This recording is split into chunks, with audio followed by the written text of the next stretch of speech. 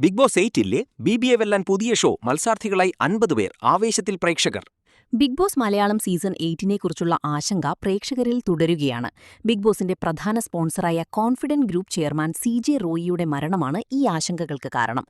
Indian television ചരിത്രത്തിലെ ഏറ്റവും വലിയ റിയാലിറ്റി ഷോയാണ് ബിഗ് ബോസ്. തെലുങ്ക്, കന്നഡ, ബംഗാളി, ഹിന്ദി, മലയാളം, തമിഴ് തുടങ്ങി വിവിധ ഭാഷകളിൽ സംപ്രേഷണം ചെയ്യുന്ന ഷോയിൽ അതാത് ഇൻഡസ്ട്രിയിലെ സൂപ്പർ താരങ്ങളാണ് അവതാരകരായി എത്തുന്നത്. മോഹൻലാൽ അവതാരകനായി എത്തുന്ന മലയാളം ബിഗ് ബോസിന്റെ സീസൺ 7 നവംബറിൽ കഴിഞ്ഞിരുന്നു.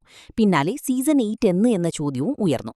ഈ ചർച്ചകൾ സജീവമായി നിൽക്കവെയാണ് ബിഗ് ബോസിന്റെ പ്രധാന സ്പോൺസറായ കോൺഫിഡന്റ് ഗ്രൂപ്പ് ചെയർമാൻ CJ റോയിയുടെ മരണമാണ് പുറത്തുവന്നത്. ഇതോടെ ഷോ ഇനി നടക്കുമോ, പുതിയ സ്പോൺസർ വരുമോ എന്ന ആശങ്കയിലാണ് ബിഗ് ബോസ് പ്രേക്ഷകർ. മലയാളം ബിഗ് ബോസ് സീസൺ 8-നെ സംബന്ധിച്ച പ്രേക്ഷക ആശങ്ക തുടരുന്നതിനിടെ പുതിയൊരു ഷോ ആരംഭിച്ചിരിക്കുകയാണിപ്പോൾ.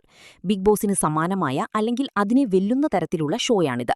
The 50 എന്നാണ് ഷോയുടെ പേര്. ഹിന്ദിയിലാണിപ്പോൾ ഷോ ആരംഭിച്ചിരിക്കുന്നത്. ഫെബ്രുവരി 1-ന് ആരംഭിച്ച ഷോയുടെ 15 എപ്പിസോഡുകൾ പൂർത്തിയായി കഴിഞ്ഞു.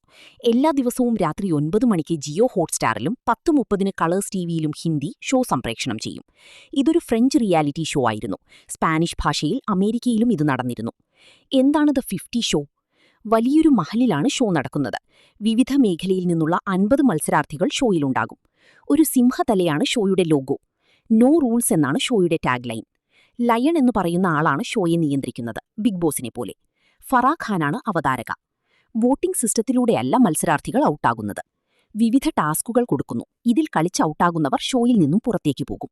ഫിസിക്കൽ ടാസ്കുകളായിരിക്കും ഏറെയും. ടാസ്കിൽ ജയിക്കുന്നവർക്ക് സ്പെഷ്യൽ നോമിനേഷൻ പവർ ഉണ്ടാകും. ഇവർക്ക് ഡയറക്റ്റ് എലിമിനേഷനോ നോമിനേറ്റോ ചെയ്യാം.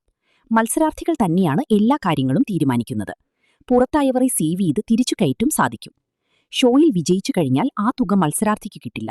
പകരം അവരെ പിന്തുണയ്ക്കുന്നവർ, ചാരിറ്റി, ഫാൻസ് തുടങ്ങിയവർക്കാകും കാശ് കിട്ടുക. അതായത് കാശ് കിട്ടുന്നത് ജനങ്ങൾക്കാണ് കിട്ടുക.